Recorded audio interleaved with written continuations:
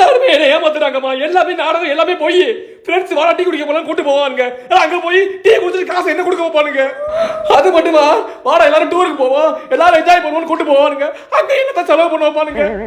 அவன் அர்ஜென்ட் எனக்கு காசு கேட்பாயமா, உடனே கொடுப்பேன். இதை ஏன் அர்ஜென்ட் காசு கேட்டா மாமா 1ஆம் தேதி என்ன பணம் வரும், இந்த சம்பளம் போலடான்னு வாங்கி.